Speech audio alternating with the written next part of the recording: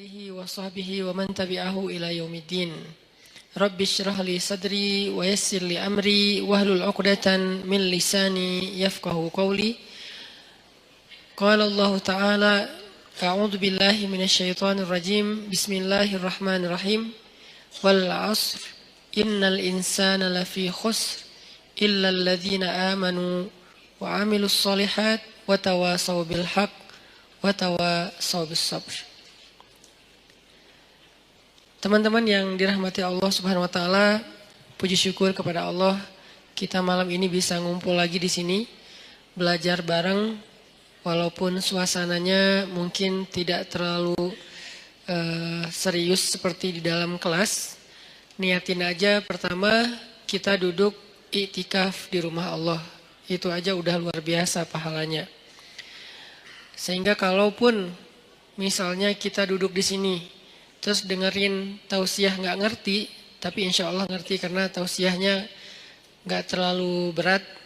Kalaupun kita nggak ngerti, kita tetap pertama udah dapat pahala iktikaf. Dan iktikaf itu pahalanya kata Nabi, fadzalikumur ribat, seperti orang yang berjihad dengan adegan ribat. Ribat itu kalau di zaman Nabi mengepung benteng musuh dengan waktu yang lama, hari, minggu, bahkan kadang-kadang sampai 1 bulan. Kalau sekarang di Palestina, pasukan perjuangan pembebasan Palestina yang dikenal dengan nama Hamas, mereka ribat di terowongan-terowongan menunggu tentara Israel lewat, itu bisa berbulan-bulan sampai 1 tahun. Itu namanya ribat. Jadi berdiam diri sambil ngepung benteng musuh. Nah, itu salah satu adegan paling membosankan dalam jihad. Kalau ketemu musuh langsung itu jelas. Atau kalau misalnya serang-serangan itu jelas. Tapi kalau ini nungguin. Ngapain kok ditungguin? Kenapa dikepung? Karena salah satu strategi jihad di zaman itu adalah mengepung benteng supaya orang-orang di dalam benteng itu menyerah karena kehabisan stok makanan. Akhirnya mereka nyerah. Dan ini cara paling sedikit kerugian nyawa itu paling sedikit lewat ribat karena hampir tidak terjadi peperangan. Termasuk Nabi ketika terjadi perang Khandak atau perang Ahzab itu kan menggali parit ya di sekeliling kota Madinah. Nah, musuh datang ngepung sehingga kaum muslimin nggak bisa keluar untuk mendapatkan logistik. Nah, dalam masa pengepungan itu Allah Subhanahu wa taala mendatangkan angin yang kencang dan dingin sehingga akhirnya pasukan Abu Sufyan atau pasukan orang kafir itu harus meninggalkan pos mereka dan terbukalah jalur akses logistik untuk kaum muslimin. Itu disebut dengan ribat. Dan orang yang melakukan ribat ini terkenal dengan sabarnya. Orang yang melakukan ribat terkenal ahli ibadahnya. Karena kalau mereka dalam kondisi ribat, nganggur, apalagi main game, terus habis baterai, nggak bawa power bank, kan susah ya. Nah, sehingga orang yang ribat, itu dia nggak entertain. Entertain mereka itu ketika ribat apa? Tilawah. Entertain mereka ketika ribat apa? Sholat.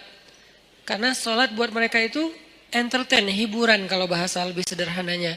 Soalnya Nabi SAW pernah bersabda, ketika mau sholat asar, Nabi bilang kepada Bilal, ya Bilal, arihna bis sholah. Wahai Bilal, istirahatkan kami dengan sholat. Jadi buat mereka sholat itu istirahat. Nah, ini namanya ribat. Yang mampu melakukan amal ini hanya orang-orang istimewa saja. Yang kekuatan sabarnya luar biasa. Dan ayat ribat itu ada di akhir surat Ali Imran. Ya ayyuhalladzina amanusbiru wasabiru warabitu. Rabitu ribat. Ya ayyuhalladzina amanus biru wasabiru warabitu. Dia level ketiga. Wahai orang yang beriman, bersabarlah. Kita aja masih di level ini nih, belajar sabar. Wasabiru, kuatkan kesabaran. Maksudnya apa? Ini untuk level kedua yang ujiannya nggak habis-habis. Kalau bersabar itu ujian pertama. Misalnya ujian sebutlah sakit. Itu isbiru. Udah sakit, nggak punya duit, wasobiru. Udah sakit, nggak punya duit, nggak ada yang perhatiin. Nah ini nih wasobiru nih. Jadi bukan hanya isbiru. Jadi kalau ada teman kita sakit, isbir, sabar ya gitu. Tapi kalau gue bukan cuma sakit fisik, tapi nah kalau udah masuk ke dalam lebih ini lagi tuh berarti udah wasobiru. Berkali-kali terus saja diuji dengan ujian yang bertubi-tubi. Udah sakit, tadi ditinggalin orang yang dia udah sempat kegeeran, atau diharkosin, ya harapan kosong gitu kan, atau di teman-temannya pada cuek sama dia, nggak ada yang peduli, keluarganya jauh, nggak punya uang, dan segala macam bentuk ujian. Kalau udah terkumpul atau beruntun datang ke dalam kehidupan seseorang, maka kalimatnya wasobiru, kuatkanlah kesabaran. Ini level kedua. Di atas level yang kayak gini, yang ujiannya bertubi-tubi, ternyata ada level warobitu, ribat. Berarti ribat itu lebih daripada sabar dan kuatkanlah kesabaran. Kayak Nabi Ayub itu sabar atau kuatkan kesabaran? Kenapa? Karena ujian beliau bukan cuma sakit. Pertama sakit. Kedua, anaknya satu persatu meninggal. Setiap tahun meninggal satu, sampai habis semua anak beliau. Ketiga, hartanya habis. Sampai beliau tinggal di gubuk kecil, di tempat yang sangat kayak terpencil gitu, kayak terusir gitu. Dan gak punya siapa-siapa. Yang keempat, keluarga besar beliau meninggalkan beliau kecuali istrinya. Sampai pernah saudaranya datang pengen menjenguk Nabi Ayub. Tapi mereka cuman dari luar, nggak masuk ke dalam rumah. Kenapa? Mereka ngomong dan kedengaran sama Nabi Ayub. Mereka ngomong, jangan masuk. Kenapa? Ntar ketularan. Itu kan menyinggung ya. Kadang-kadang kayak kita kena cacar ya. Kita tahu cacar itu nular. Tapi kita nggak rela ada orang ngomong kayak gitu depan kita kan. Jangan ke rumah dia lagi cacar, ntar kamu ketularan. Kan tersinggung kan?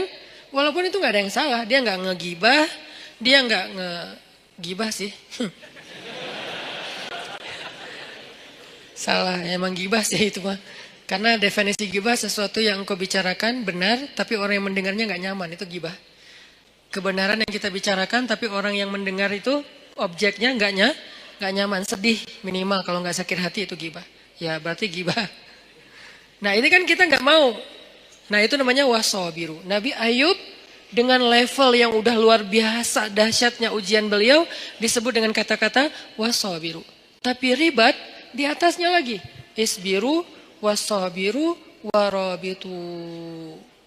Sehingga orang yang itikaf di masjid, walaupun cuma dari maghrib ke isya, karena itu waktu itikaf paling pendek, intizarus sholah ba'da sholah, menunggu sholat setelah sholat itu yang paling gampang kan?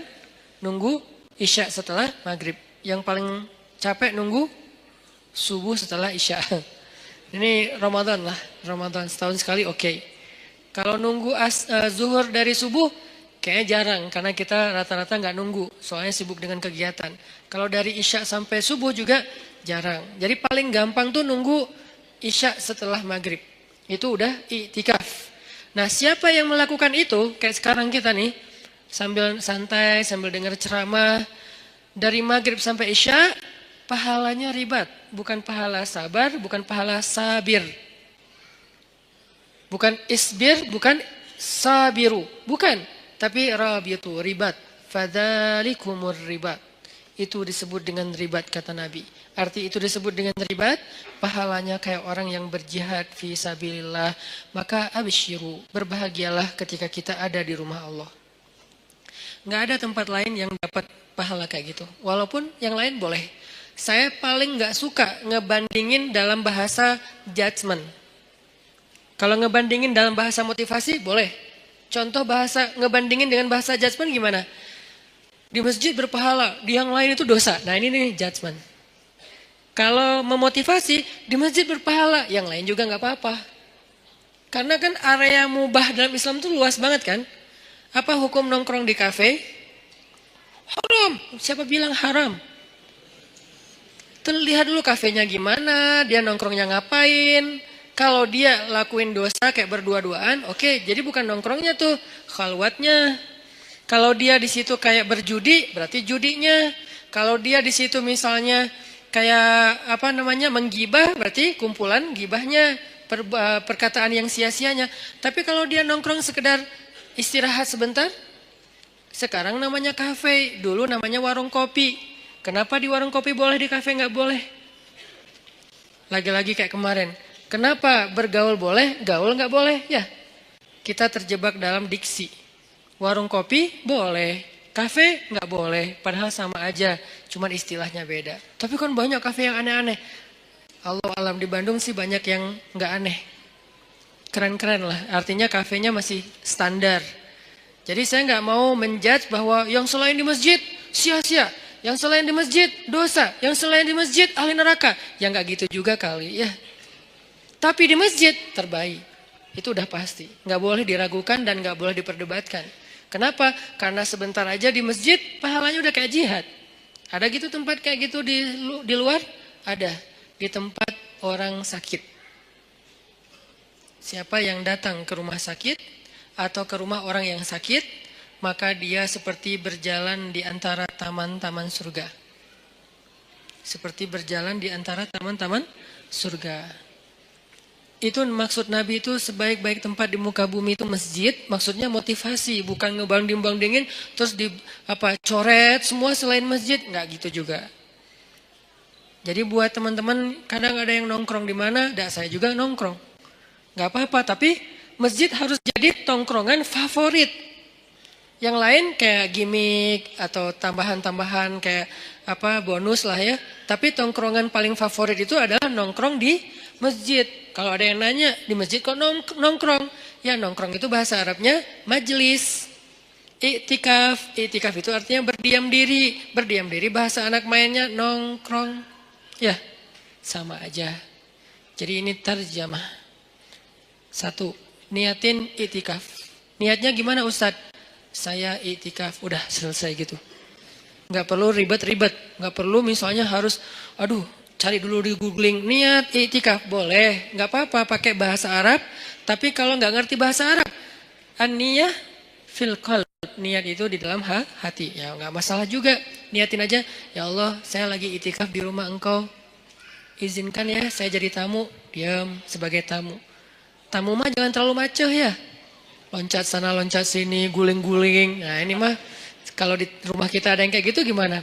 Anak kecil aja, dede, takut pecah inilah apa segala macam. Nah, apalagi rumah Allah. Bertamu tenang, saking tenangnya sakinah. Bangun-bangun udah azan isya gitu kan ya. Jadi niatin i'tikaf. Yang kedua, niatin benar-benar dari rumah tadi tuh. Pas teman-teman berangkat ke sini, niatin ngapain? Mau thalabul ilmi, mencari ilmu. Mencari ilmu pahalanya gimana? Dari rumah ke sini dihitung sama malaikat. Berapa jaraknya? Nanti dikali sekian. Minimal kali 10. Minimal. Nggak ada yang kurang dari 10 dalam amal soleh dalam Islam tuh. Al-hasanatu bi'ashri amthaliha kata ulama. Kebaikan itu 10 kali lipat. Dan itu diambil dari hadis. Minimal 10, maksimal bighairi hisab. Nggak ada batas. Itu maksimal.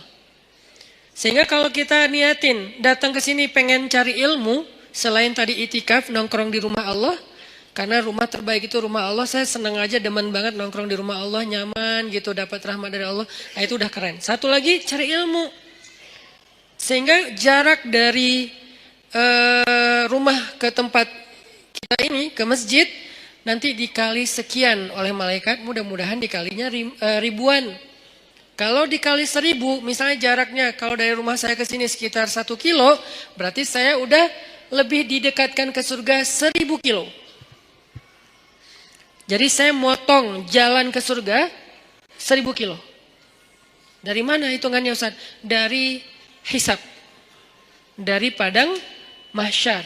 Orang lain jalan 1000 kilo, itu berapa lama? Jalan kaki 1000 kilo teh. 1000 kilo dari sini mana?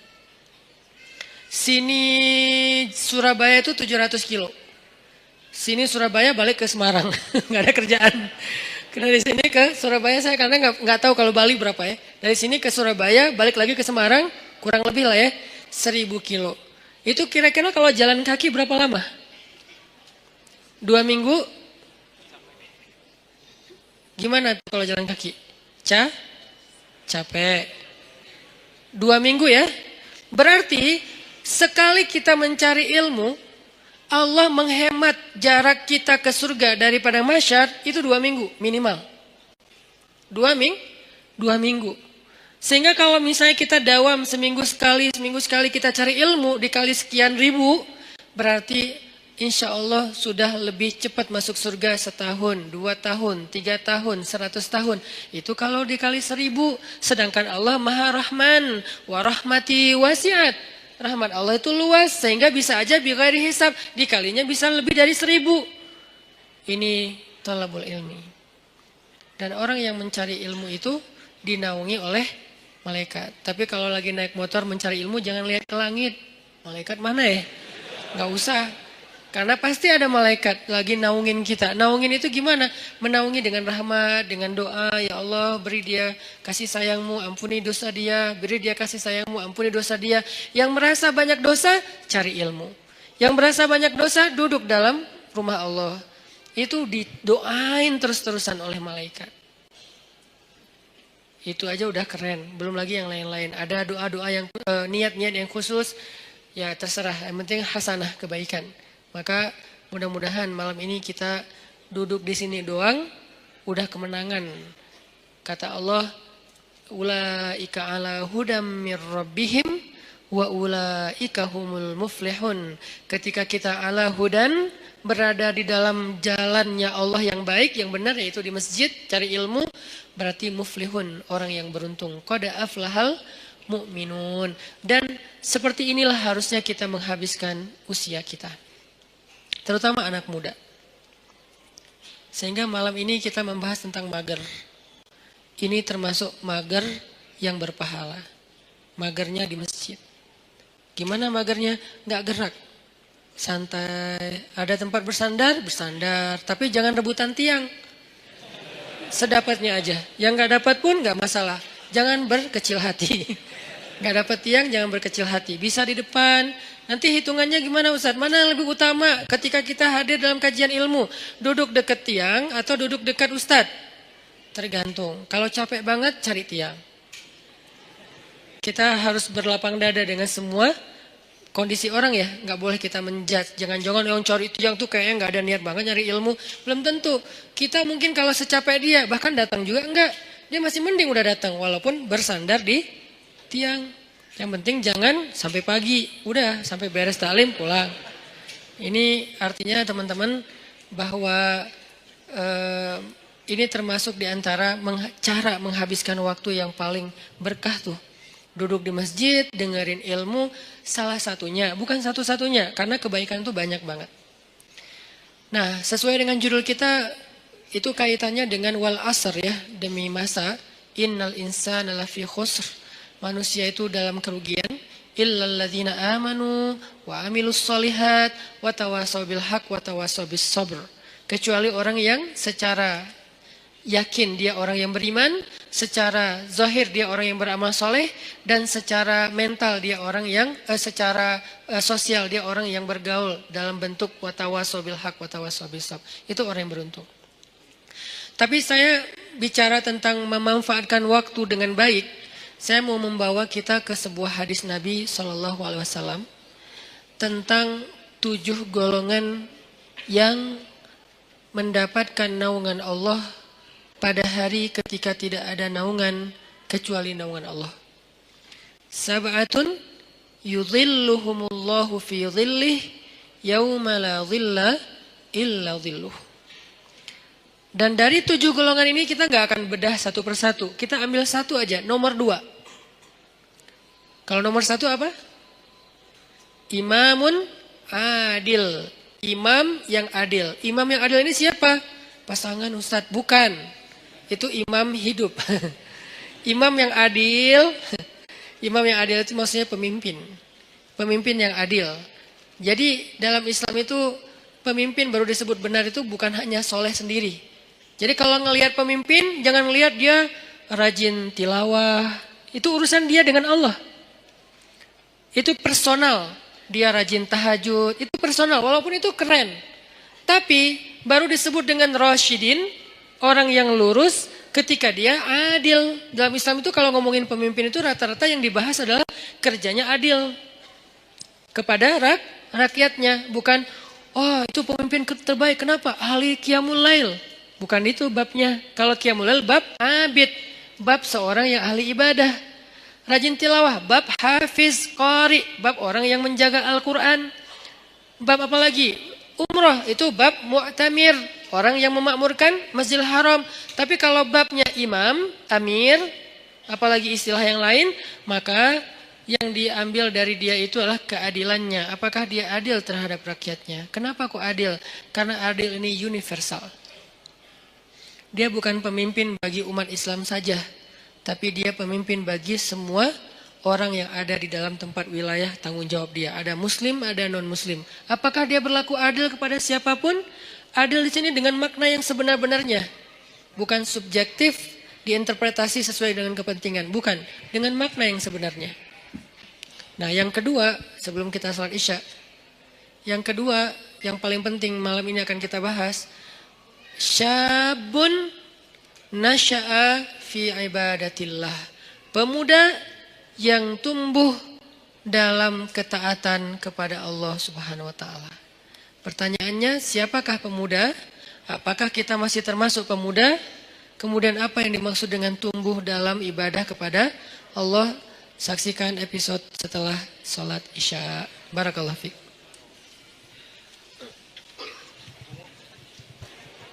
Bismillahirrahmanirrahim. Teman-teman semuanya yang disayang Allah Subhanahu wa taala.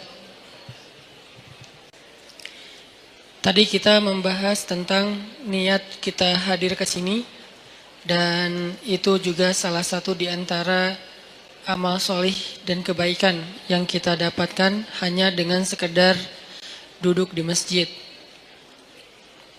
Kalau kita lelah, istirahat di masjid. Kalau kita galau, mengadulah kepada Allah di dalam masjid. Kita punya masalah, mintalah pertolongan Allah di dalam masjid. Jadi masjid itu harus jadi tempat favorit kita. Sebagaimana firman Allah Subhanahu wa taala di surat At-Taubah, bahwa di antara ciri orang yang beriman adalah orang yang memakmurkan masjid. Ayat ini kemudian diperjelas dengan hadis, kalau kamu melihat seseorang itu bolak-balik ke masjid rumah, maka saksikanlah kalau dia itu adalah orang yang beriman. Kalau dia beriman, maka dia punya hak mendapatkan semua kebaikan yang Allah janjikan kepada orang yang beriman. Apa janji Allah untuk orang yang beriman? وَبَشِّرِ الَّذِينَ آمَنُوا وَعَمِلُوا الصَّالِحَاتِ أَنَّ لَهُمْ جَنَّاتِ. Allah janjikan untuk mereka jannat. Maka untuk mendapatkan jaminan memperoleh surga, jadikanlah diri kita punya ciri-ciri khasnya orang yang beriman. Salah satu di antara ciri khas orang beriman, dia senang ke masjid. Dia tidak perlu tinggal di masjid, tapi dia senang untuk datang ke masjid. Ini artinya bukan hanya sholat 5 waktu, mencari ilmu, sekedar istirahat, nongkrong, tilawah, sholat duha. Walaupun tidak ada keharusan sholat duha atau sholat sunnah itu di masjid. Karena emang ada sunnahnya sholat sunnah itu di rumah. Tetapi tidak masalah kita lakukan di masjid juga. Nanti di rumah ada bagian sholat sunnah-sunnah yang lain. Nah, berkaitan dengan judul kita mager pada malam ini, saya pengen ngangkat hadis tentang 7 golongan yang mendapatkan naungan Allah di padang mahsyar. Hari ketika nggak ada lagi naungan, arti nggak ada naungan, kita nggak akan nemu pohon di sana. Karena dalam konteks literasi Islam yang disebut dengan naungan itu nomor 1 tuh pohon. Kita nggak akan nemu pohon di padang mahsyar. Karena semua areanya satu bumi yang ukurannya 1000 kali lebih besar daripada bumi tempat kita tinggal sekarang. Dan namanya tetap bumi. Bumi mahsyar namanya. Kalau di akhir surat Ibrahim Allah nyebutnya Yauma tubaddalul ardu ghairal ardi was samawat. Hari ketika bumi yang lama sudah berganti dengan bumi yang baru. Earth yang lama berganti dengan earth yang baru. Earth yang baru itu disebut dengan Ardul Mahsyar. Kita nyebutnya padang mahsyar. Dalam teks Arab disebutnya Ardul Mahsyar. Terjemahan yang lebih tepatnya bumi mahsyar, planet mahsyar. Ukurannya 1000 kali lebih daripada ukuran bumi yang sekarang. Mataharinya juga berkali-kali ribu lipat lebih besar daripada matahari yang sekarang. Kebayang gak tuh panasnya kayak gimana? Dan pada masa itu, yauma la dhilla illa dhilluh. Gak ada tempat bernaung, berteduh sama sekali. Kita gak akan nemuin pohon sama sekali. Tidak ada kendaraan yang kita bisa berlindung dari cahaya matahari seperti mobil kita.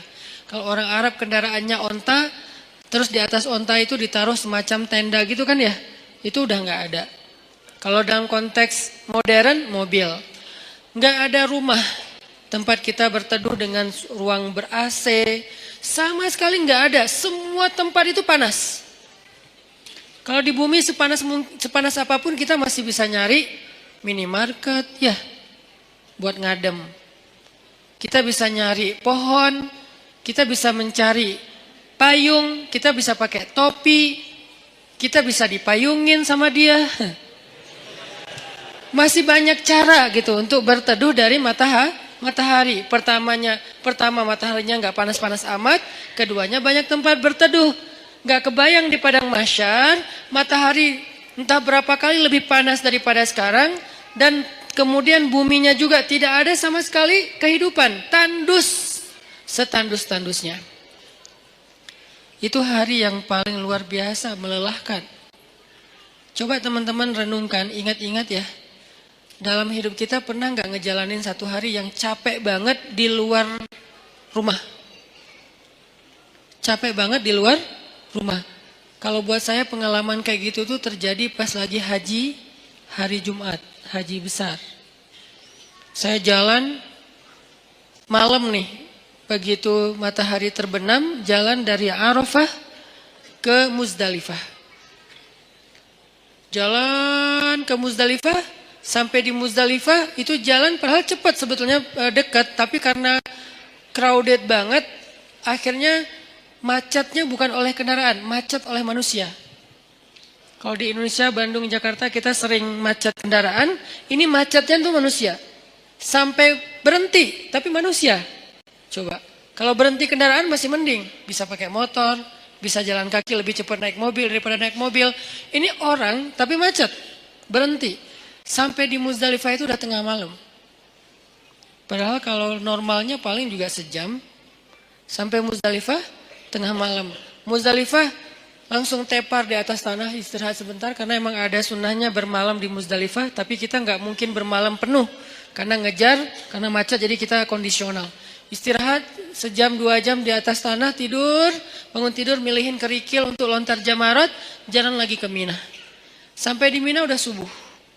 Subuh lontar jamarat. Lontar jamarat, beres lontar jamarat langsung pulang ke Mekah, dan itu semua jalan kaki. Pulang ke Mekah buat tawaf ifadah. Nah itu sampai di Mekah itu udah menjelang zuhur. Tawaf gak usah jalan, berhenti aja, berdiri aja gitu. Itu kita tawaf sendiri, dibawa oleh arus. Jadi tawafnya gini, 7 putaran, gitu aja, muter. Karena ke bawah arus, saking padatnya manusia. Lalu beres tawaf yang kayak gitu kondisinya, udah jalan dari kemarin maghrib sampai siang nih jalan terus, tidur baru 2 jam itu juga gak jelas. Kemudian balik lagi ke Mina, karena harus masuk Mina sebelum matahari terbenam. Kalau masuk Pas matahari udah terbenam, nanti kena denda. Akhirnya kita ngejar, balik lagi ke Mina. Perjalanan sekitar 3 jam lebih. Itu adalah hari yang paling melelahkan dalam hidup saya di luar rumah. Dan padang mahsyar, kalau dibandingkan dengan itu tuh bukan kerikil lagi. Lebih kecil dari kerikil kepayahannya. Gak ada apa-apanya. Padang mahsyar lebih dahsyat dari itu. Jalannya bukan setengah hari kayak saya cerita tadi. Jalannya bisa 100 tahun, bisa 1000 tahun, bisa sekian puluh ribu tahun. Itu jauhnya benar-benar jauh. Gak ada kendaraan, benar-benar gak ada kendaraan. Gak ada naungan, benar-benar gak ada naungan. Tandus setandus-tandusnya. Itu yang disebut oleh Nabi, yauma la dhilla illa dhilluh. Gak ada naungan sama sekali kecuali naungan Allah. Cuman satu-satunya tempat kita berteduh, gak akan kepanasan, gak akan kepayahan, cuman berada di bawah naungan Allah. Masalahnya cuman ada 7 komunitas yang masuk ke dalam naungan itu. Sisanya enggak. 7 komunitas ini pun ternyata saringan dari orang mukmin, saringan dari orang Islam. Jadi bukan masalah yang penting saya udah Islam, enggak. Dari orang Islam sendiri masih disaring lagi benar-benar yang spesial. 7 golongan kalau bahasa resminya, 7 komunitas, 7 geng kalau bahasa anak nongkrongnya, cuman ada 7 kelompok. Salah satu dari 7 kelompok itu, nomor 2-nya adalah syabun nasya'a fi ibadatillah. Pemuda yang tumbuh dalam ibadah kepada Allah atau dalam ketaatan kepada Allah. Pertanyaannya, apa definisi syab atau pemuda? Secara usia dalam Islam, pemuda itu usia di bawah 40 tahun. Itu syab. Secara status belum menikah. Kalau udah menikah Ustadz, udah bukan syab. Karena ujiannya nggak seperti yang belum menikah. Beda, saya pernah ngerasain. Berat. Apalagi ada satu teman saya, kemarin baru ditinggalin mantan. Mantannya nikah. Ngirim pula hasil video-video sama fotonya ke dia. Langsung udah nggak terkontrol. Langsung kita pegang rame-rame. Jangan sampai dia nyari tower. Nyari tower, ngapain lo? Mau benerin Ustadz ada yang rusak. Pura-pura ternyata mau loncat. Nah ini nih namanya ujian. Ujian ketika kita belum menikah, ujian di usia muda di bawah 40 tahun, kalau belum menikah tapi udah di atas 40 tahun, beda lagi. Usianya di bawah 40 tahun, secara status belum menikah. Karena kalau udah menikah, dia udah ngerasain ketenangan, sakinah. Litaskunu ilaiha. Supaya kalian cowok-cowok merasa tenang kepada perempuan. Udah tenang. Tapi kalau sebelum menikah, itu zulzilu. Zulzilu itu kalau dalam bahasa kita tuh gempa dengan skala 9,8 skala Richter. Itu zulzilu tuh. Sampai ada ayat zulzilu iza zulzilatil ardu, dan yang tahu banget ayat itulah jomblo. Zilzal, kehidupannya itu terguncang luar biasa. Ngelihat orang semuanya kayak dia paling sengsara di muka bumi. Ngelihat setiap orang tuh deg-degan, ngelihat cewek deg-degan. Dan apalagi ngelihat ceweknya crowd kayak gini gitu ya. Baru masuk di depan mall, aduh saya kok deg-degan ya. Zulzilu, guncangannya tuh luar biasa. Kalau yang udah sakinah, santai. Karena di sebelahnya ada istri. Kalau nggak ada istri, deg-degan juga. Intinya mah beda ujiannya. Karena beda ujiannya, maka beda pula rewardnya. Al-jaza ala qadril masyaqqah. Balasan Allah itu tergantung beratnya beramal. Buat yang masih sendiri, beramal itu lebih berat. Kenapa? Karena zilzal dalam batinnya itu kenceng. Godaannya tuh banyak. Mikirin itu nggak jelas apa yang dipikirin. Karena ya gitu, kondisinya tuh antara kayak nggak ada kejelasan status. Apalagi dia udah sendiri digantung. Kan lebih nggak jelas lagi ya. Saya gimana? Berat statusnya. Nah ini nih ngeri banget ujiannya. Kalau dia nggak pegang Allah, dosanya itu bisa udah 1, 2, 3, dosa-dosa besar itu beruntun bisa dia lakuin. Udahlah kayak gitu, nggak tahu harus melampiaskan kepada yang halal, dia tinggal di antara kelompok masyarakat yang tidak terjaga, yang penuh fitnah, tinggal di kos-kosan, kos-kosannya campur cewek cowok, dan di situ itu anak-anak yang mungkin belum semuanya pada paham agama atau taat beragama, sehingga biasa aja ngobrol, keluar dari kamar itu pakai daster biasa. Itu kan zilzal kan, itu ujian yang berat. Terus harus kemana? Kalau yang udah nikah, pulang ke rumah. Kita pulang kemana? Zilzal kan, guncang. Gak usah diterusin kata-katanya. Masa saya harus bilang ke kamar mandi Ustadz? Enggak lah. Makanya itu kan dosa kan? Jadi dosa juga nih. Terus gimana dong? Kita harus ngapain Ustadz? Nah disitulah ujiannya. Sehingga kalau dalam kondisi kayak gitu, dia bisa istiqomah, dia bisa tetap taat kepada Allah, itu dia istimewa banget. Lebih istimewa daripada yang udah nikah. Makanya buat yang udah nikah, udah mungkin kesempatannya bukan di nomor 2, di nomor 1, nomor 3, 4, sampai 7 kan. Tapi yang nomor 2 udah lewat. Karena dia nggak dapat lagi ujian seberat syab, anak muda. Ujiannya udah nggak kayak mereka. Saya pernah dengar 2 anak muda sama-sama lagi ngobrolin tentang perasaan. Itu nggak ada yang dengar. Dua-duanya ngomong dan curhat. Lo masih mending gua. Ya itu mah nggak ada apa-apanya gua. Terus aja masih sama-sama curhat. Saking zilzalnya tuh luar biasa. Dan saya senyum-senyum aja. Ustaz kok diam aja sih? Sakinah. Beda kita, beda nasib. Malah saya panas-panasin, saya telepon istri saya. Yang gimana, apa segala macam. Wah Ustadz mas sengaja. Telepon lagi sekali lagi. Kok 2 kali Ustadz? Ya gitu deh pokoknya. Wah makin zilzal mereka. Sampai ini kenapa Ustadz kita lagi gempa ya? Ini nih ujian anak muda.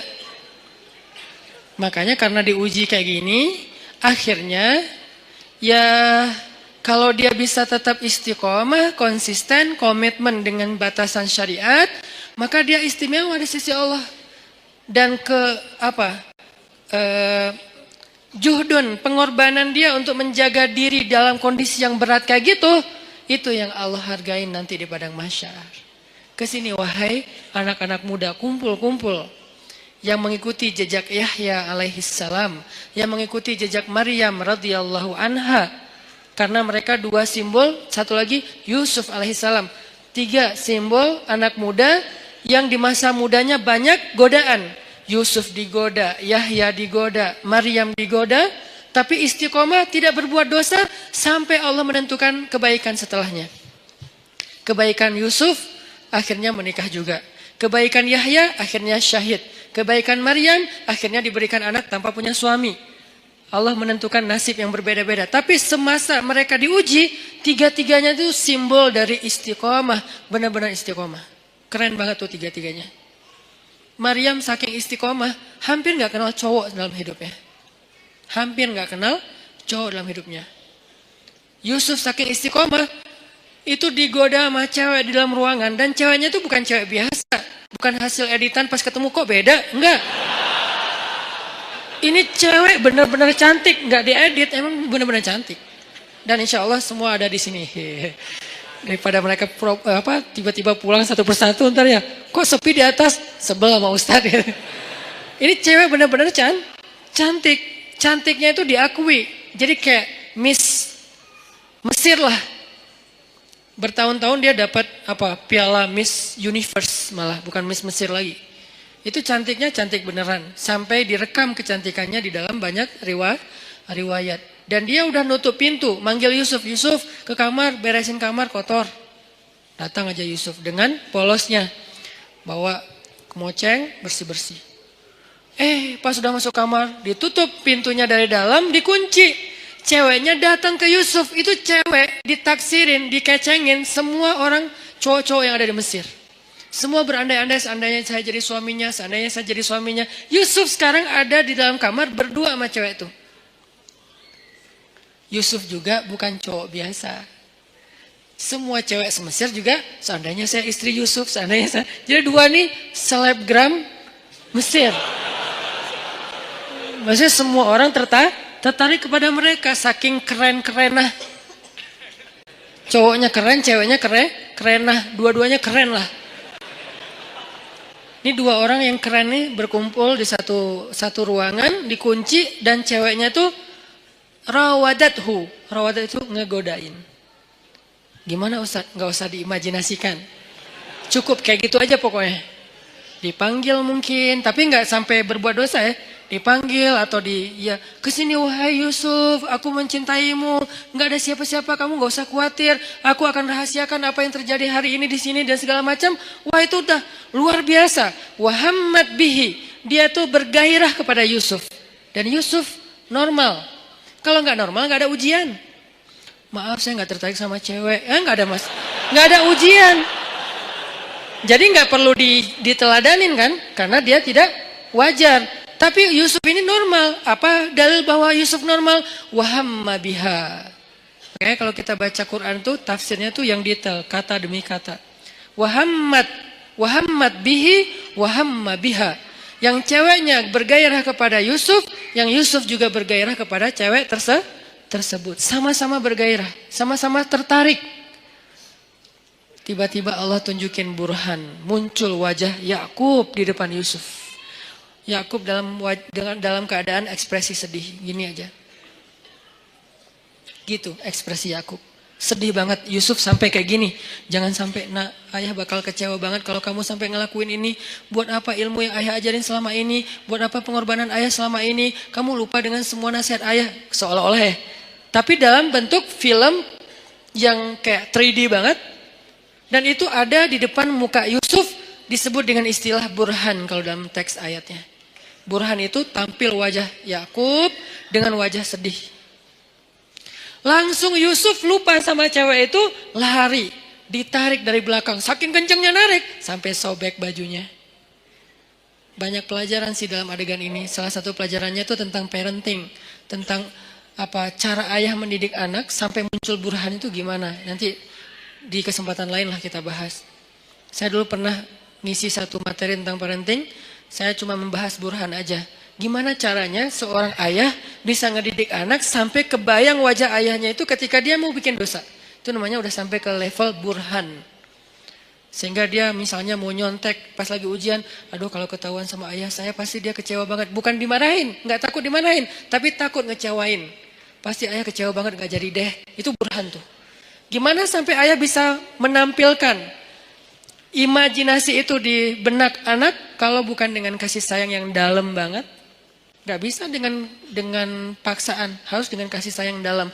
Dan Yusuf dan Yakub adalah simbol ayah yang kasih sayangnya luar biasa. Sampai bisa munculin burhan. Tapi yang kita bahas adalah ujiannya Yusuf. Selamat.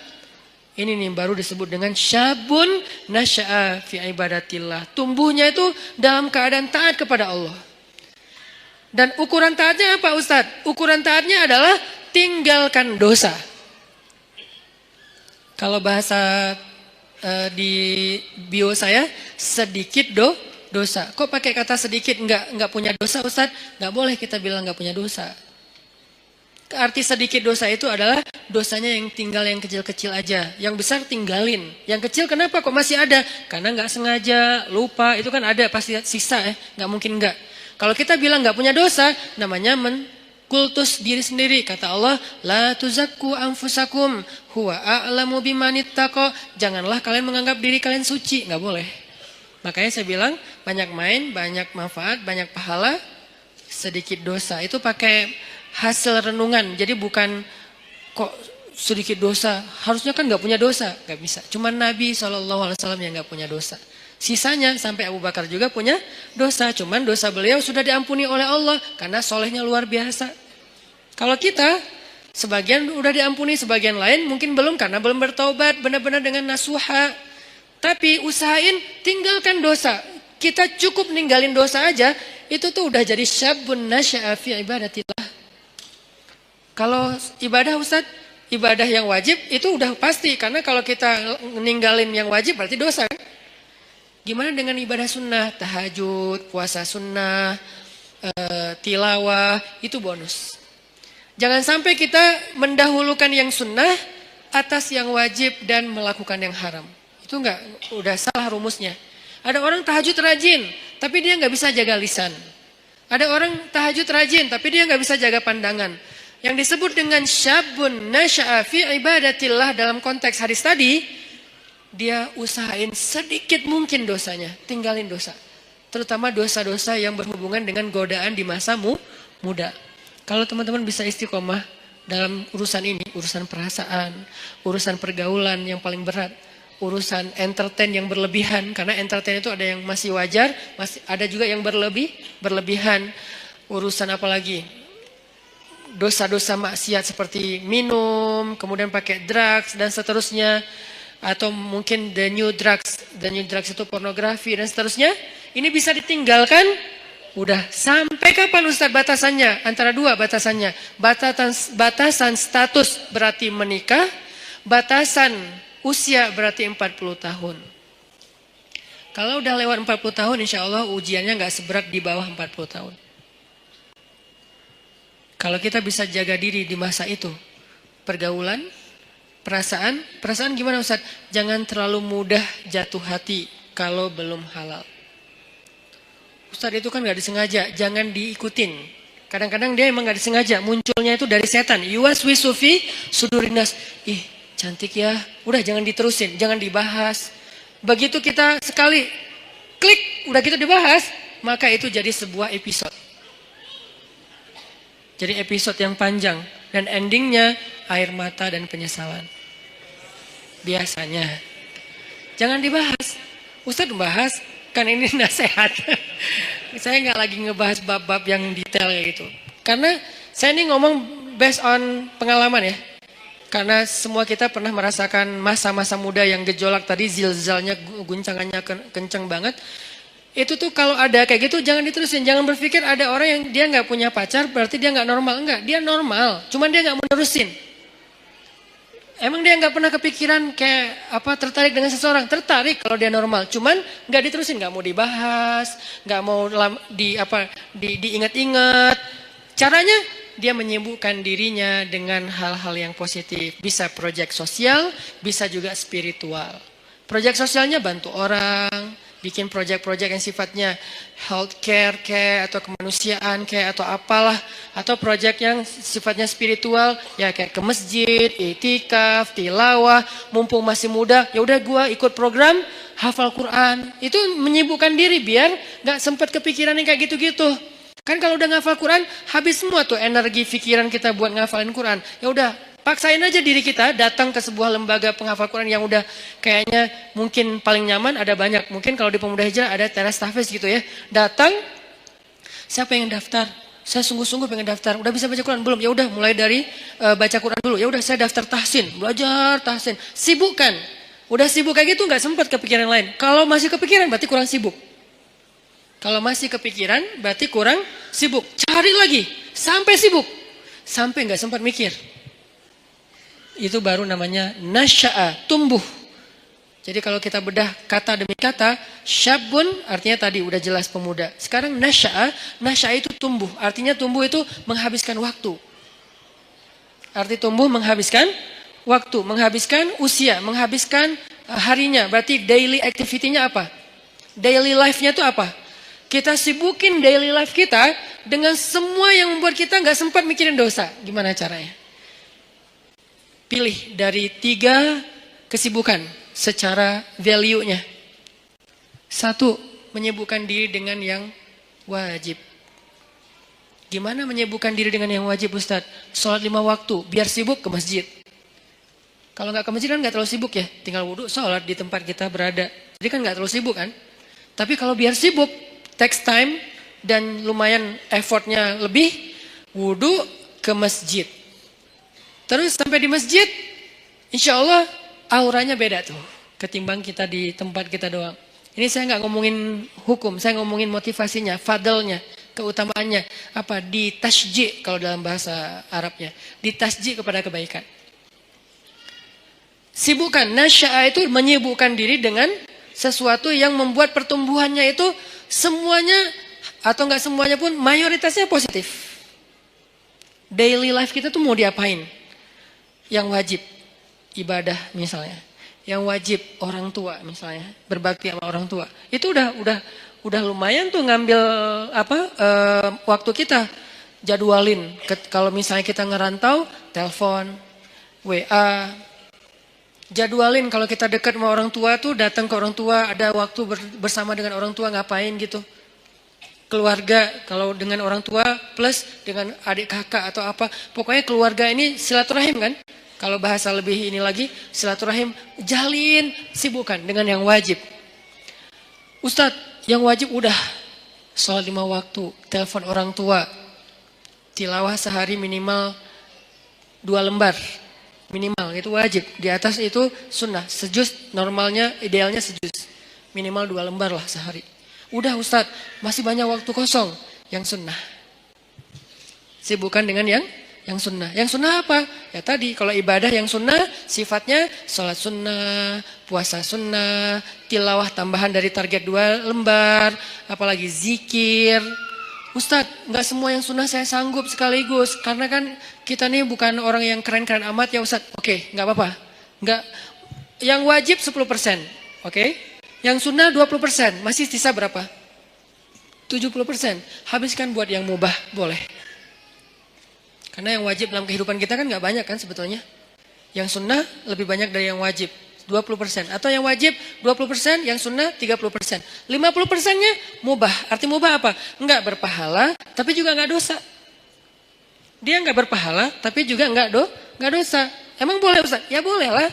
Makanya Islam itu luas. Syumuliyatul Islam. Orang banyak ngebahas Islam itu dari sisi satu bab doang nih. Parsial banget. Wajib aja. Jadi seolah-olah Islam itu cuma ada satu kata. Harus. Itu doang. Atau 2. Harus dan haram. Udah. Jadi hidup kita tuh kayak berat banget ya. Harus ya. Kalau nggak haram ya. Nggak ada pilihan. Karena yang dibahas dari Islam itu parsial banget.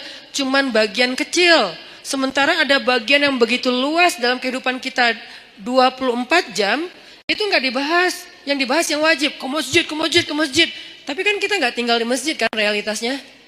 Gimana kalau kita udah selesai sholat. Ngapain lagi Ustadz? Nah berarti kita bahas bab mubah. Mubah, nggak dosa, nggak berpahala. Apa? Entertain, ketemu teman, nongkrong, tapi nongkrongnya dijaga. Atau yang lebih positif dan tetap dia mubah, main. Main itu dalam kalau bahasa saya maksudnya itu olahraga ya. Cuman kita kalau nyebut olahraga kesannya kayak berat gitu kan, kayak ada beban. Main aja lah. Tapi yang penting berkeringat itu olahraga sebetulnya. Cuman main. Kenapa disebut main? Biar sesuai dengan hobi. Jangan dipaksain harus nge-gym semua. Nggak semua orang senang nge-gym, cari treadmill mungkin mahal. Ya udah, lari aja keliling komplek. Kalau perlu nanti kita mudah-mudahan di masjid kita ke depan ada banyak tempat shower kayak di bandara yang ultimate, yang di Terminal 3 kan ada tempat shower tuh. Kalian ke masjid mah lari aja. Jalan kaki minimal. Sampai di masjid udah siapin handuk kecil, kalau mau jangan pakai handuk. Bawa kanebo. Tapi kanebo yang bagus ya. Bukan kanebo pas digosok gini kulitnya nempel di kanebo atau kanebonya nempel di kulit misalnya. Kanebo yang bagus ya. Karena itu paling praktis kalau ini saya tahunya dari teman. Kalau ke laut gitu kan kita sering mandi tuh, habis berenang, mandi, habis main air, mandi pastinya. Kalau bawa handuk nggak sempat kering, udah mandi lagi tuh. Akhirnya kita bawa kanebo yang bagus, beli di salah satu tempat yang terkenal teh. Nah, terus pakai kanebo ke masjid sama baju kaos ganti yang biasa lah ya, sama parfum apa misalnya kesukaan kalian. Nah mandi itu segar banget loh, sholat maghrib habis olahraga habis mandi kan keren ya, segar banget. Di masjid sediain shower buat cowok-cowok buat mandi, ceweknya nggak usah lari. Cewek mah ada tempat sendiri, zumba kayak apa gym apa yang bagian cewek lah, minimal gym. Ini olahraga main mubah, tapi dia bisa menjaga kita dari dosa. Jadi yang menjaga kita dari dosa itu bukan cuma astagfirullah. Oke, tapi kita nggak bisa astagfirullah 24 jam kan? Yang bisa menjaga diri kita dari dosa, sholat 2 rakaat. Iya, tapi kan kita nggak mungkin sholat 24 jam. Ya, harus realistis. Waqi'i, harus realistis. Tapi juga tetap masali, tetap ideal. Banyak orang yang idealis tapi kurang realistis. Terlalu realistis jadinya nanti apa?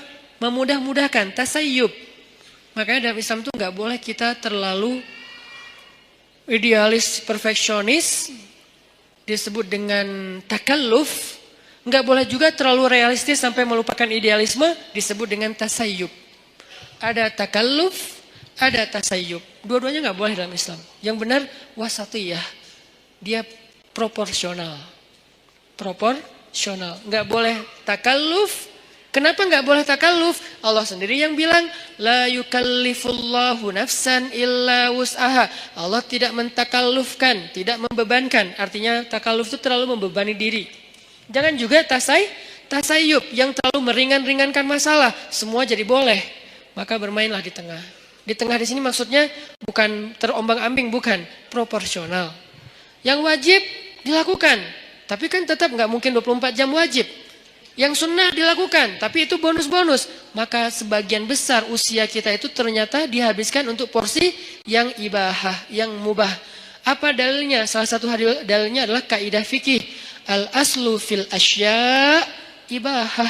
Dasarnya segala sesuatu adalah boleh. Dasarnya segala sesuatu adalah boleh. Berarti habiskan. Nasya'a, tumbuhnya, itu dalam hal-hal yang dibolehkan Allah. Tapi juga bukan berpahala. Dan juga tidak berdosa. Gak apa-apa. Olahraga, nyalurin hobi, ke bengkel kayak ngulik mesin atau apa. Kalau cewek lebih ke apa skillnya cewek apa mungkin. Skill cowok apa, life skillnya dibangun terus. Supaya dia ketika nanti jadi punya pasangan, life skill dia itu bermanfaat untuk pasangannya. Kalau cewek, life skill seorang cewek yang lebih identik itu apa? Life skill seorang cowok itu lebih identik itu apa misalnya? Kita belajar life skill, itu mubah. Dan dulu sahabat, banyak yang mengasah sisi life skill mereka dengan berdagang, dengan bertani. Sehingga ketika ada sebagian sahabat yang berkebun datang ke Nabi nanya soal perkebunan, Nabi bilang apa? Kalian lebih ngerti tentang masalah skill perkebunan daripada saya. Karena itu urusan dunia. Udah kalian ulik aja sendiri. Saya cuma ngasih batasan, jangan curang, jangan apa, batasan nilai. Tapi secara teknis kalian lebih ngerti. Udah aja kembangin. Yang senang komputer, belajar startup digital. Sekarang lagi era startup. Anak-anak muda Indonesia tuh harus ngerti startup. Supaya dia dominan, eksis di dunia digital. Supaya nggak terus-terusan jadi orang yang ikut program orang, ngedownload. Tapi harusnya dia bisa bikin orang ngedownload program dia yang hobinya di komputer. Yang hobinya apalagi kembangin produk-produk aplikasi sosial media yang versi yang lebih lebih ketimuran atau apalah istilahnya supaya dipakai karena itu sesuatu yang chance-nya besar loh di zaman sekarang. Banyak hal yang bisa kita kembangin. Itu maksudnya nasya'ah, tumbuh. Arti tumbuh itu dia punya sesuatu yang semakin bermanfaat dari dirinya untuk orang lain, growing. Secara skill dia growing, secara mental dia growing, secara fisik dia growing, tumbuh. Maryam alaihissalam tumbuh. Sehingga Allah menyebutnya dengan istilah apa? Di surat Ali Imran. Fataqabbalaha rabbuha biqabulin hasan wa ambataha nabatan hasan. وَكَفَّلَهَا Zakaria. Allah menerima Maryam dengan penerimaan yang baik. Menerima di mana? Untuk punya kamar di Masjidil Aqsa. Yang tadinya nggak boleh perempuan punya ruang di Masjidil Aqsa menurut tradisi Yahudi. Bukan agama Yahudi, tradisi Yahudi. Kalau agama langit dari dulu laki-laki dan perempuan itu sama-sama dihargai. Ketika agama ini mulai dirubah, maka nilai ini juga berubah. Sampai orang Yahudi bukan lagi punya agama, punya tradisi. Bukan punya syariat, tapi punya kepercayaan. Tradisi orang Yahudi di masa Nabi Zakaria dan Maryam, cewek itu nggak boleh sholat di masjid. Jadi kalau ada yang bilang Islam itu tidak mengangkat kehormatan perempuan, berarti dia nggak ngerti Al-Quran. Dia nggak belajar sejarah, dia asal ngomong. Banyak orang asal ngomong sekarang tuh. Kalau kita belajar Al-Quran, sejarah gimana Al-Quran itu sangat mengangkat harga diri perempuan. Itu banyak banget ceritanya. Salah satunya Maryam. Maryam itu mendobrak tradisi Yahudi loh, yang sekarang dielu-eluin, di Tomorrowland bendera Israel itu berkibar dengan begitu tinggi kan ya. Paling banyak bendera di Tomorrowland kan bendera Israel kan. Kita lihat di mapnya pesawat, rata-rata pesawat internasional, nggak ada Palestina, adanya Israel. Dan saya sangat tersinggung. Karena yang benar adalah Palestina. Artinya yang kita bangga-banggain, moderat lah, cerdas lah, apa segala macam. Seolah-olah mau diikutin agama mereka, tradisi mereka pelan-pelan. Justru mereka menghancurkan dan meremehkan perempuan. Perempuan dijadikan pajangan. Apakah itu yang dianggap dengan menghargai perempuan? Sesuatu yang dipajang itu kan berarti jadi barang. Yang berharga itu nggak boleh dipajang. Yang berharga itu ditaruh di box. Boxnya ditaruh di dalam sebuah peti atau di dalam sebuah loker, dalam lemari, lemarinya dikunci, kamar dikunci, pintu dikunci, gerbang digembok. Namanya safety box. Saking berharga. Karena kurang berharga di display. Siapa aja boleh nyentuh, siapa aja boleh lihat, siapa aja boleh bolak-balik. Taruh lagi, datang lagi yang baru, bolak-balik naruh lagi. Kenapa? Kurang berharga. Sekarang kalau kayak gitu, kira-kira siapa yang lebih menghargai perempuan? Yang menjaganya dengan menutupnya, dengan menjaga batasan, jangan terlalu banyak bergaul ke semua laki-laki, kecuali yang ada urusan-urusan yang penting saja. Atau yang buka-bukaan, display di banyak produk, di banyak event, di banyak festival. Mana yang lebih menghargai perempuan? Kalau mau dilihat dari sisi realitasnya. Baca nanti sejarah Maryam. Maryam tuh mendobrak tradisi Yahudi. Yang tadinya perempuan ditolak di masjid. Masjid Al-Aqsa. Ditolak. Datang Maryam dibawa oleh Zakaria. Rame tuh di antara rabi-rabi Yahudi. Orang-orang pemuka agama Yahudi debat. Wahai Zakaria, kamu sudah mencoreng tradisi nenek moyang kita. Mana pernah di Masjid Al-Aqsa ini ada perempuan. Mereka lupa bahwa agama ini berasal dari seorang laki-laki yang punya istri, yang punya anak perempuan, yang punya ibu. Manusia biasa yang tidak jauh dan tidak bisa lepas dari kehidupan seorang perempuan. Mana pernah di Masjid Al-Aqsa itu ada perempuan dan gak boleh perempuan itu rendah. Gak boleh dia sama dengan laki-laki. Itu tuh doktrin Yahudi loh.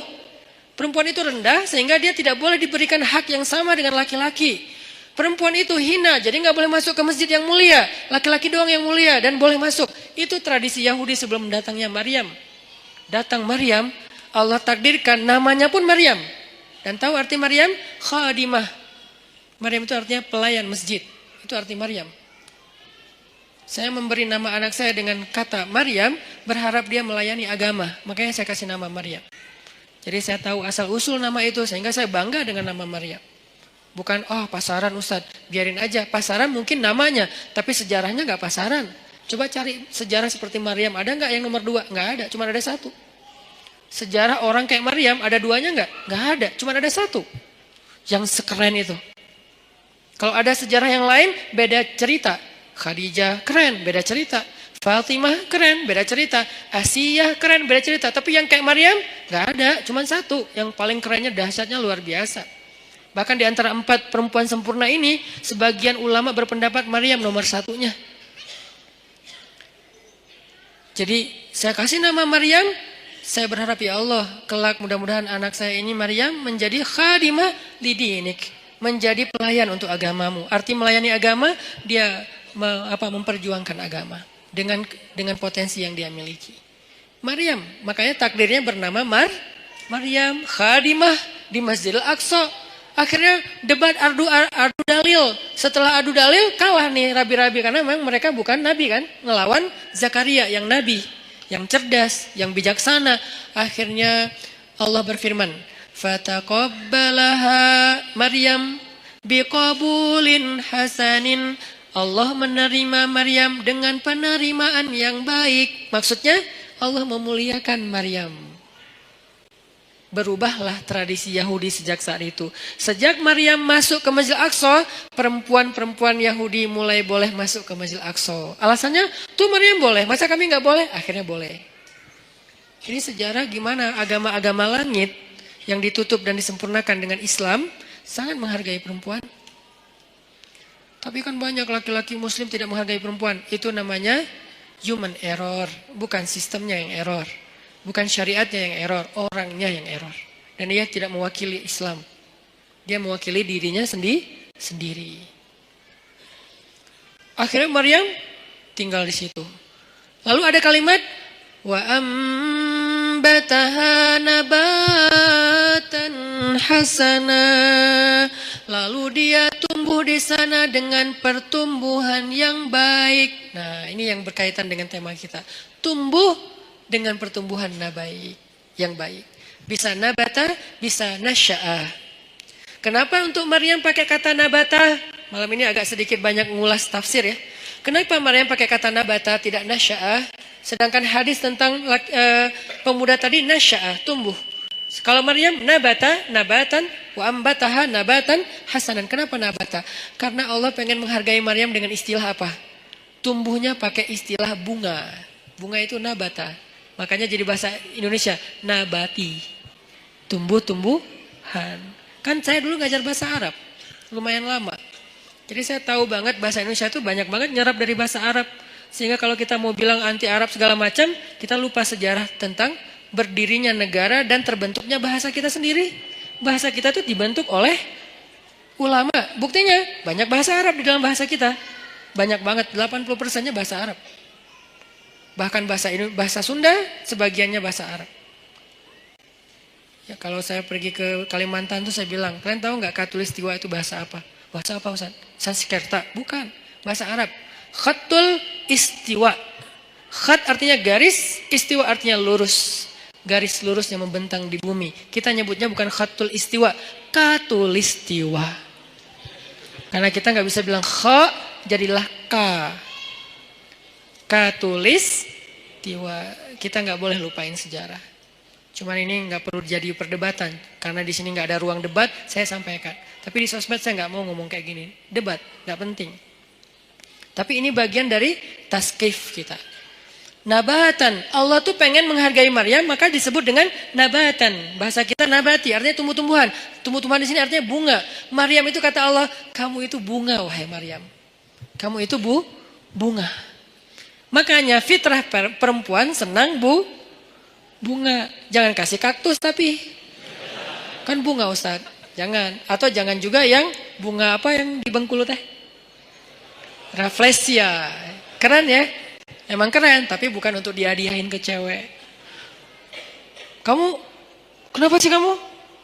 Enggak, ini bunga buat kamu. Aduh kok gini sih? Nah, bunga namanya juga bunga bangkai. Jangan kasih bunga, ya apalah. Tapi boleh yang asli, boleh yang sintetis. Biar nggak layu. Ini buat kamu, kok yang kayak gini sih? Kan ini nggak asli. Biar nggak layu, seperti cinta aku. Oh ya, cinta aku nggak ori, tapi dia nggak layu-layu sih. Apaan sih nggak jelas. Jadi maksud Allah pakai kata nabatan, menurut tafsir Allah tuh menghargai Maryam, makanya pakai bahasa Maryam itu kayak bunga tumbuh dengan mekar, dengan baik, itu Maryam.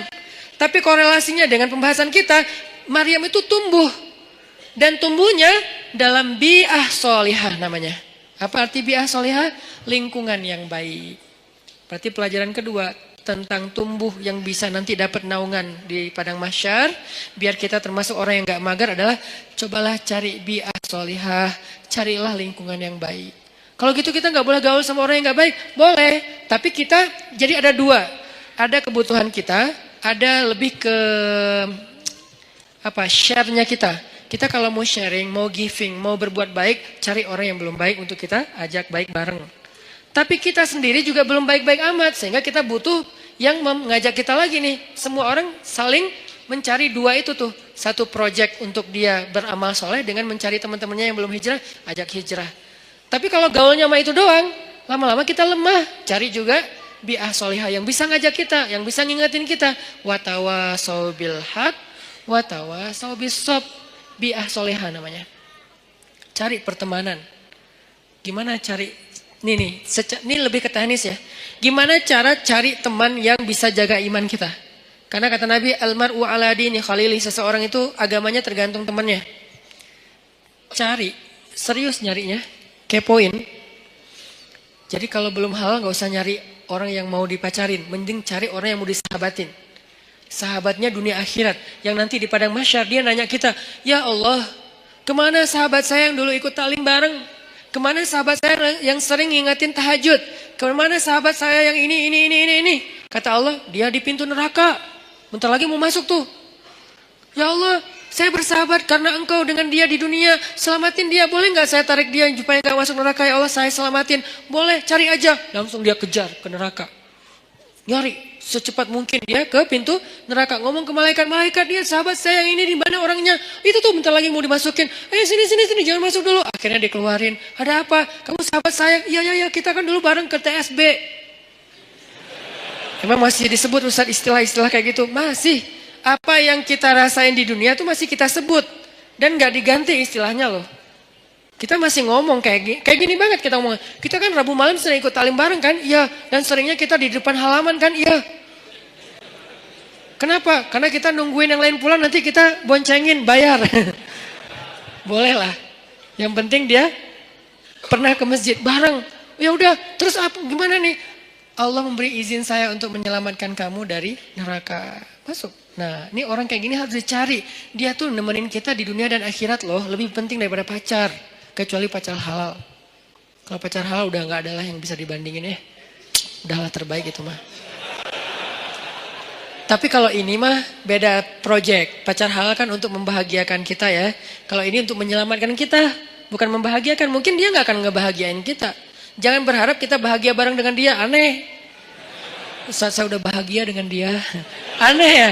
Dia nyelamatin agama kita. Maksudnya nyelamatin kita dari dosa. Nyelamatin kita dari pas lagi kayak futur, istilah anak-anak aktivis teh. Futur itu pas lagi down, ya drop imannya itu. Dia nyelamatin. Caranya gimana? Cari orangnya yang agamanya bagus. Arti agamanya bagus. Dia tuh kayak lebih stabil kesolehannya daripada kita. Walaupun dia bukan orang yang suci. Kalau dia berbuat salah sesekali jangan langsung pundung. Wah ternyata sama aja. Udahlah saya cari yang lain. Nggak ada orang yang suci. Susah nyarinya dan nggak akan ketemu. Mau balik lagi ke zaman Nabi nggak mungkin. Jadi cari orang yang lebih stabil ibadah atau agamanya dari kita. Ada orang kayak gitu, udah pegang tuh. Deketin dia. Bujuk dia biar dia mau bersahabat dengan kita. Bujuk pakai apa aja, kasih hadiah kayak bantu dia ketika dia ada masalah. Saya punya teman kayak gitu beberapa orang. Sengaja saya pegang banget tuh. Salah satunya ada di Tasik. Yang dulu sempat tinggal di Bandung. Beliau pernah jadi supir angkot. Kemudian ketemu saya di Masjid Al-Latif. Kemudian kenalan. Beliau jadi curhat, saya kerja di angkot sekarang udah mulai agak susah dapat pelanggannya, udah sepi angkot sekarang Ustaz. Ya udah, yuk kita usaha yang lain, bikin usaha bareng dia, jual pulsa yang 60 cabang itu bareng dia. Biar dia terdongkrak lah ke penghasilannya. Udah gitu main di mobil, jual beli mobil bekas juga bareng dengan dia. Sampai akhirnya dia jual kue keliling pakai motor. Motornya saya hadiahin motornya. Butuh apa? Oh ya kayak lebih enak daripada jual beli mobil bekas. Karena kita berapa kali jual beli mobil bekas rugi. Gak tahu cara milih mobil, ketipu aja. Jadi akhirnya udahlah, kita gak usah jual beli mobil bekas gitu ya. Mending kita yang lain aja, apa dong gitu. Akhirnya dia mikir-mikir, dia survei, udah saya mau jual roti aja naruh-naruh di warung. Kan butuh kendaraan, saya kasih hadiah motor. Gak mahal sih, semampu saya waktu itu beli motor bekas, saya kasih ini Pak pakai aja motornya. Wah alhamdulillah Ustaz, alhamdulillah.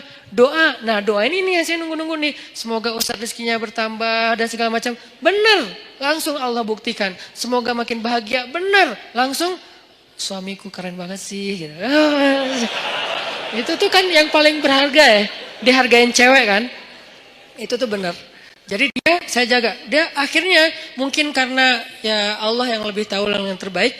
Akhirnya dia nggak sukses juga tuh bisnis roti. Pindahlah balik ke kampungnya karena anak istrinya di Tasik. Dia di Bandung kan kasihan ya. Ketemunya cuma 2 minggu sekali. Akhirnya udahlah Pak ke Tasik aja nanti di sana butuh apa saya support.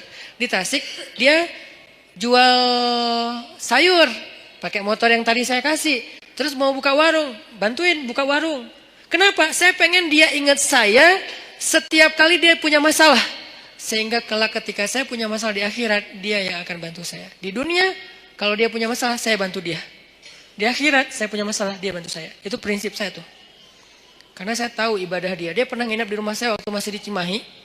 Kan rumah saya tuh di tengahnya ada courtyard, courtyard. Maksudnya ada ruang terbuka gitu. Ruang terbuka di belakang baru ada kamar buat tamu. Jadi biar nggak nyampur dengan ruang utama. Jadi tamunya bebas, istri bebas di rumah. Jadi nggak harus pakai hijab terus. Nah malam nih jam 1 malam saya bangun ke dapur dengar orang nangis di belakang. Ngeri kan? Jam 1 malam dengar orang nangis. Ngeri banget kan ya? Itu horor banget loh. Tapi berhubung waktu itu saya penasaran, saya buka pintu dapur, saya ngeliat pelan-pelan, saya buka. Nih pokoknya kalau ada yang aneh gue tendang nih. Buka pelan-pelan udah siap-siap gitu kan. Ternyata dia lagi sholat di courtyard, di ruang terbuka itu. Karena ternyata hobi dia itu sholat di ruang terbuka emang. Tahajud. Dia lagi sholat, nangis dalam sholatnya. Gini. Dan saya berharap pas dia nangis itu, dia nyebut nama saya. Itu kan yang paling berharga kan. Karena mungkin buat dia, saya paling berkesan dalam hidup dia. Sering nolongin, sering jadi hero lah. Sehingga dia pasti nyebut di dalam doa itu yang saya harapin. Saya ngintip, Masya Allah. Nah ini berarti ini orang nih harus saya pegang nih. Saya tolong dia di dunia nih, biar dia tolong saya nanti di akhirat. Sampai, ini minggu depan saya niat mau ke Tasik lagi, mau ngasih dia hadiah karena anaknya mau nikah. Mau ngasih hadiah yang istimewa, biar dia ingat saya. Nanti pas di padang mahsyar, saya berharap, ya Allah, itu usahanan di mana? Itu tuh masih nggak jelas tuh. Siapa tahu mungkin nasib saya nggak jelas. Allah alam, tapi mudah-mudahan nggak sih ya. Tapi kan kita nggak tahu ya, nggak boleh terlalu sok kegeeran juga kan. Oh saya kan ustadz, udah nggak butuh lah yang gitu-gitu. Siapa bilang? Emang ustadz udah paling suci? Teman-teman aja nggak tahu aib-aib kita karena Allah menutupi aib. Jadi tetap aja nggak boleh kegeeran, tapi juga jangan putus asa. Main di tengah tadi. Jangan kegeeran sok soleh, jangan putus asa merasa nggak ada apa-apanya di tengah. Berjuang untuk lebih soleh, tapi wajilat wa qulubuhum wajilah, hati mereka tetap khawatir, tetap takut. Nah, saya berharap minimal saya ada garansi nih. Begitu saya agak-agak ada rada-rada aneh-aneh nih di pada mahsyar, dia ngomong ke Allah, "Ya Allah, dulu saya motor dikasih sama dia. Warung saya disupport sama dia. Saya keluar dari angkot dulu gara-gara dia. Makanya saya hidup nggak jelas di dunia teh. Gara-gara dia semua nih. Ya Allah, dia udah banyak nolongin saya. Tolong dia dong ya Allah. Boleh nggak saya tolongin dia? Karena nih orang benar-benar ahli ibadah. Saya bareng dengan dia pernah jadi driver saya juga. Bareng dengan dia nyetir ke Jakarta. Ke Sukabumi. Kita ada acara di Sukabumi, dia nyetir. Pak, bantuin saya nyetir. Oke, nyetir. Di mobil, saya tilawah surat Al-Muluk. Murajaah hafalan lah. Tabarakalladzi biyadihil mulku wa huwa ala kulli syai'in qadir.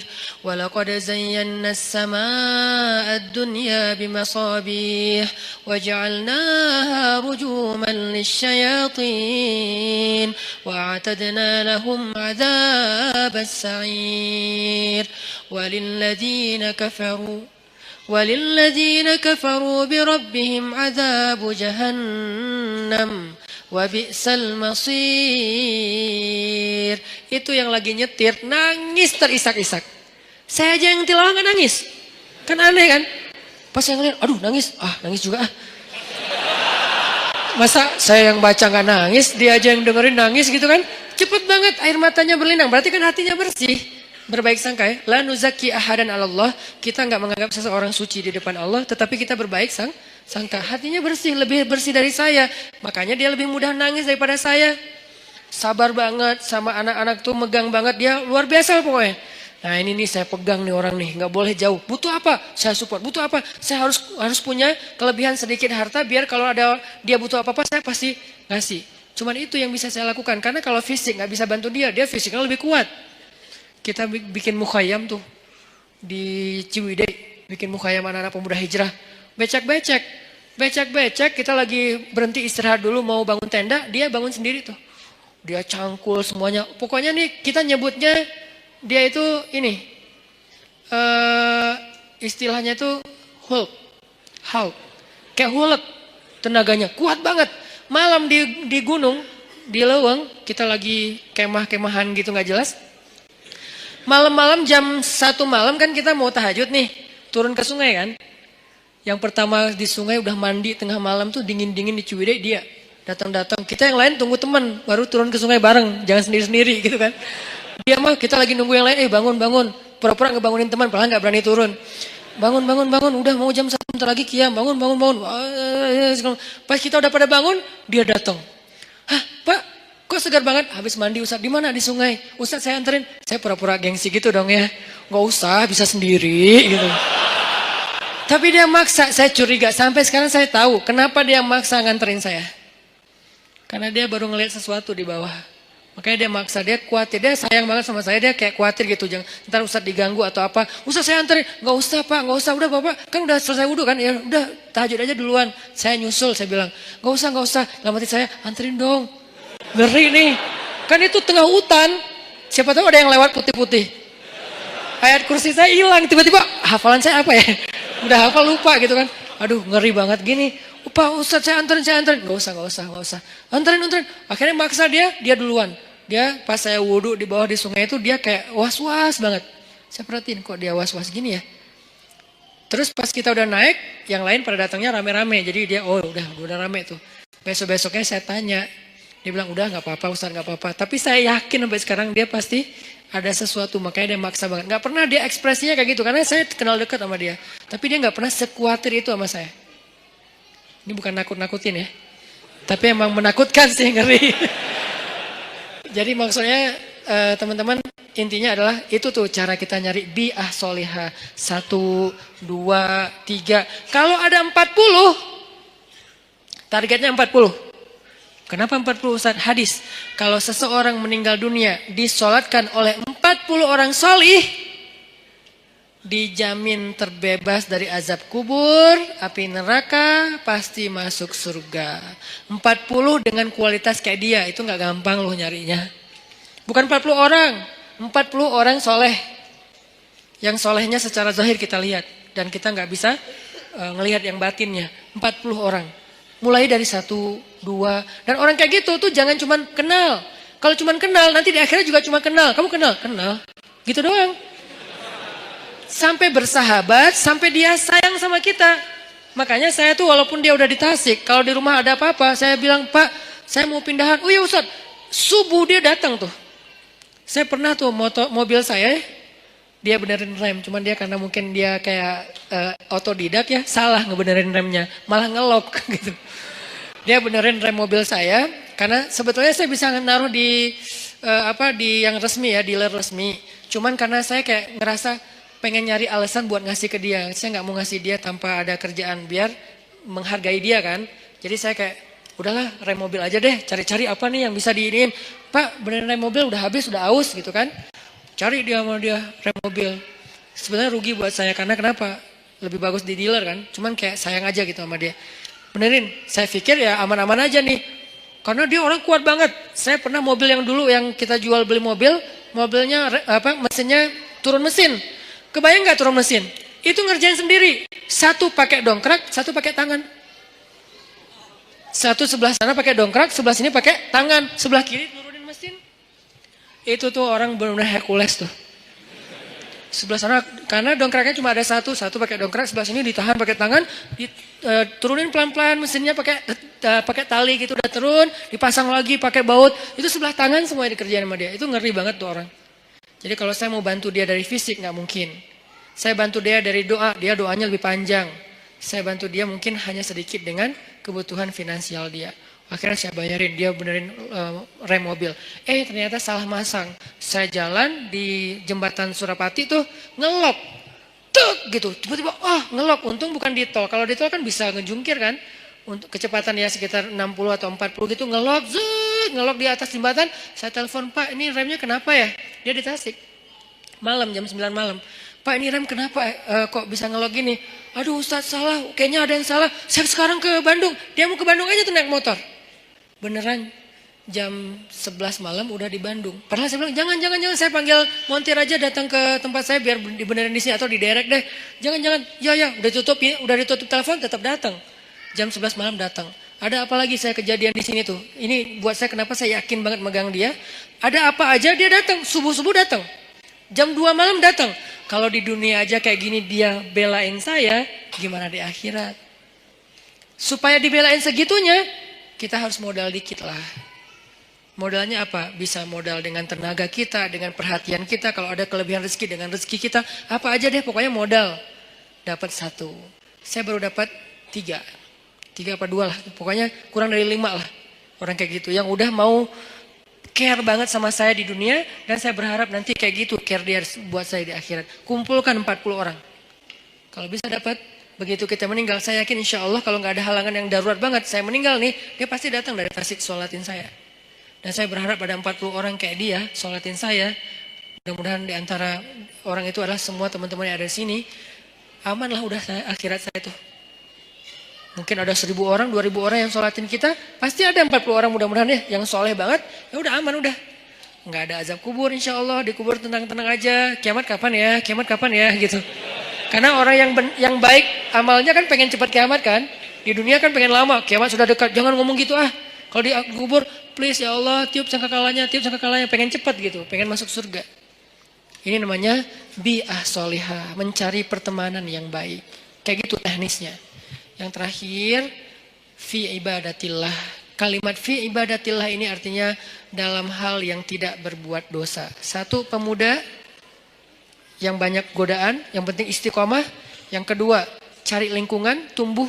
Kita habiskan waktu kita dengan hal yang positif, walaupun gak harus semuanya wajib dan sunnah. Dan yang ketiga, ibadah kepada Allah itu tingkatin. Kayak tadi, sibukkan diri kita. Sampai gak sempat mikirin dosa, sibukin. Apa yang bisa bikin kita sibuk? Yang menyenangkan gak apa-apa, tapi yang bukan dosa. Sibukin dengan ketemu teman, sibukin dengan misalnya ngerjain hobi, sibukin dengan olahraga, sibukin dengan main-main yang bermanfaat, sibukin dengan geng, sibukin dengan proyek sosial, naik lagi levelnya sibukin dengan Al-Quran, sibukin dengan ibadah. Pokoknya sibukin diri kita sampai gak sempat mikirin yang macam-macam. Itu baru namanya syabun nasya'a fi ibadatillah. Mudah-mudahan dengan gitu kita udah gak mager lagi insya Allah. Barakallahu fikum. Semoga semua yang ada di sini, teman-teman yang soleh dan solehah, kelak di padang mahsyar kita saling kenal, saling memanggil, dan saling menyelamatkan, saling menolong. Dan insya Allah semua kita termasuk di antara golongan yang Allah sebutkan orang yang mendapatkan naungan Allah di hari ketika tidak ada naungan kecuali naungan Allah. Allahumma inna nas'aluka ilman nafi'a wa qalban khashi'a wa amalan saliha wa rizqan halalan tayyiba. Allahumma ansuril Islam wal muslimin. Allahumma ansuril muslimina fi Palestin. Allahumma ansuril muslimina fi Suriah. Allahumma ansuril muslimina fi Yaman. Allahumma ansuril muslimina fi Rohingya. اللهم انصر المسلمين في كل مكان. اللهم وحد كلمة المسلمين ووحد صفوف المسلمين وألف بين قلوب المسلمين. اللهم اجعلنا من الصالحين. ربنا آتنا في الدنيا حسنة وفي الآخرة حسنة وقنا عذاب النار. بارك الله فيكم. بالله التوفيق والهداية. والسلام عليكم ورحمة الله وبركاته.